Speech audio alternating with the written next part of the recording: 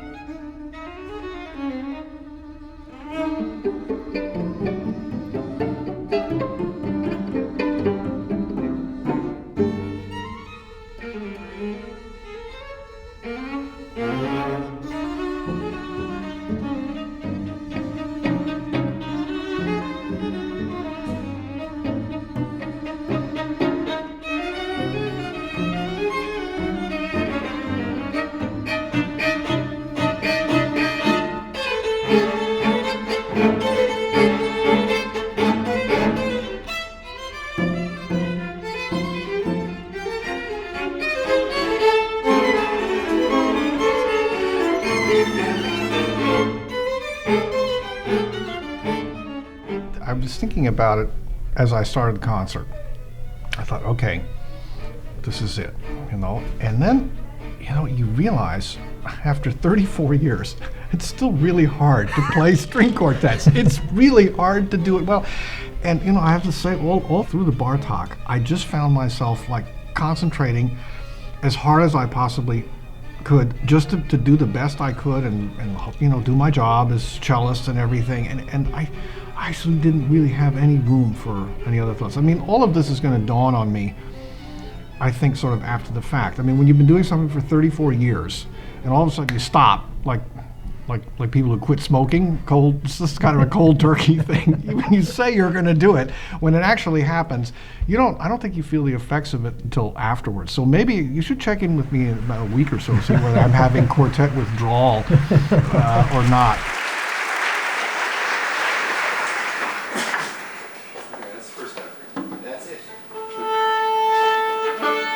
At this point with David leaving, this year is kind of interesting because, and Phil is the one who knows all this. Phil knows this stuff because he knows the repertoire that we're doing, and he said the other day, well, that's the last Beethoven Opus 127 we'll do with David.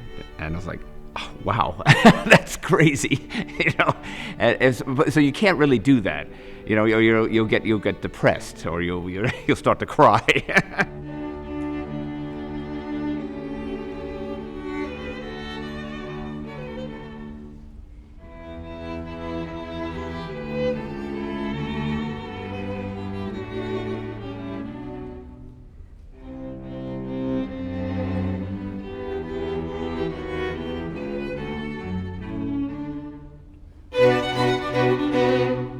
People say, are you the best quartet in the world? I say, I don't know if we're the best quartet, or even if there can be such a thing as the best quartet. I know that we're the most fortunate quartet in the world. All our recordings, our friendship lasted so well all these years. And then, you know, in the end of my tenure, to find a cellist like Paul Watkins to come in, I mean, how lucky can you be? And how is the feeling between you and Paul on this occasion? Oh, we're just, in the first place, I'm a huge admirer of Paul's, even before we had an inkling of his coming to the quartet. Before I thought of leaving the quartet, I heard him play once. I said, hey, he's great. He's got to come and play. And working with him as a colleague, watching him work, do everything, you know, he was the top of the list when I announced my intentions. And I couldn't believe it when he said, you know, I'd really like to consider this, and then it all worked out. So once again, the Emerson Quartet manages to sail through, you know, something challenging and come out the other side even better, I think, than when it went in. Everybody here? We're here. I'm gonna step out. Thank you, gentlemen. Here, Larry should go first. Okay. We're doing the chord twice, yes? Let's do the repeat. And the third movement's the way With the thing. With the with the thing. Okay, we're here. Ready for the thing? Okay, here we go. Have fun. Have fun. pretty. Smile. Oh, we'll try. Yeah, thank you.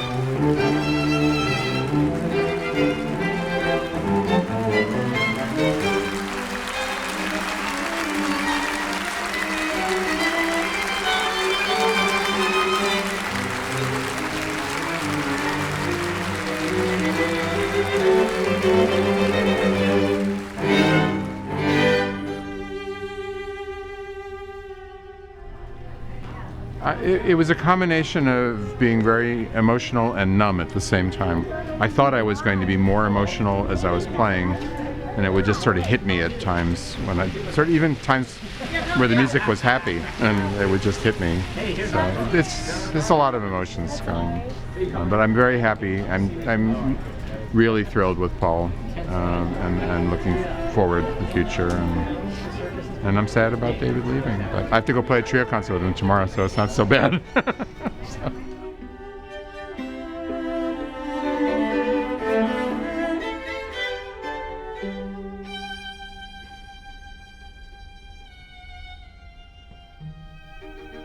There's a certain poignancy, of course, in thinking about the end of such a long road that we've traveled together. But it's not sad, because I think that David made the right decision for himself, and because of that, it's the right decision for us to move on to a new kind of working relationship with a different cellist who's equally busy to David, because Paul Watkins, I might add, is an accomplished conductor, and I've heard excellent things about his piano playing in addition to his cello playing. So every time you play with somebody else, whether it's a temporary collaboration or permanent collaboration, like what we're going to experience at the very end of this season, you learn something new from these different artists that you play with.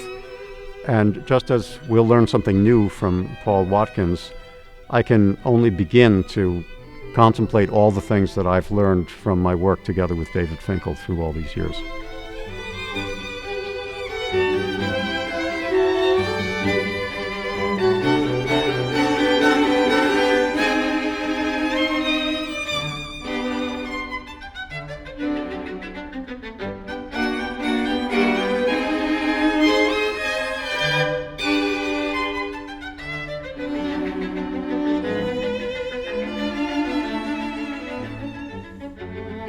It's going to be a pleasure for me to keep up with the Emerson Quartet. I think that I will not be the kind of person who will try to avoid their concerts if I can possibly hear one, because I think in some ways I will always be a part of the Emerson Quartet. My DNA is there, whether they like it or not.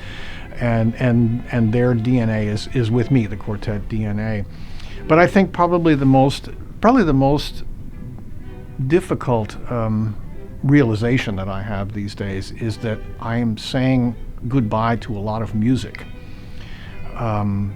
of course, it's not like that music has disappeared off the face of the earth and I can never hear it again, but not playing string quartets again in my life, that's quite a big change. And I think I could compare it maybe to being, if you were an airline pilot and every day of your life you flew big airplanes around the world, and if you say farewell to it, you could still fly, but you'd be sitting in the passenger seat looking out the window. You'd still enjoy the view, the sound of the engines, the momentum of takeoff, but you're not like in there really doing it anymore. And I would imagine that some pilots feel the same way when they fly commercial and back in a seat somewhere and somebody else is flying the plane. I think I'm going to feel that way when I hear string quartets.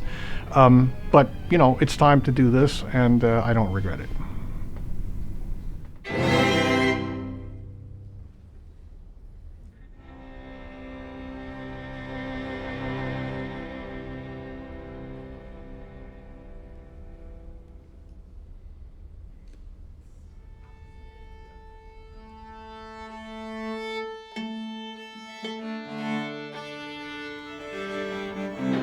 Jumping on the 10 or 11 months or so from the time that I played the Schubert Quintet with the Emersons, as they were with David at the Smithsonian, an awful lot has happened.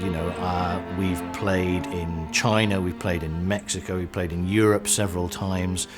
I feel really like I've been running very, very hard, but somehow staying in the same place, which is with the quartet. That what felt like home when we first played together in Gene's apartment more than 2 years ago, that's always been a constant, that whenever I sit down to play with the boys, it feels absolutely right.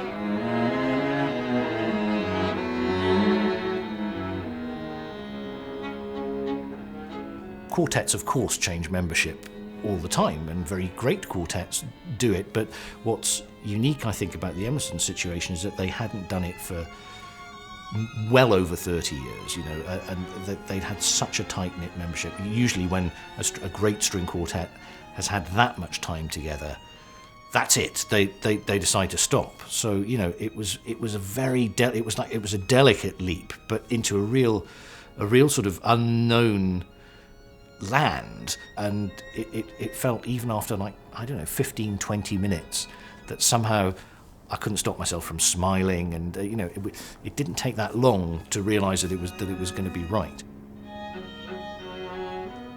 It's incredibly moving. I feel actually on a sort of emotional high pretty much all the time, and at some point I'm going to have to take a couple of weeks off and sit in a darkened room.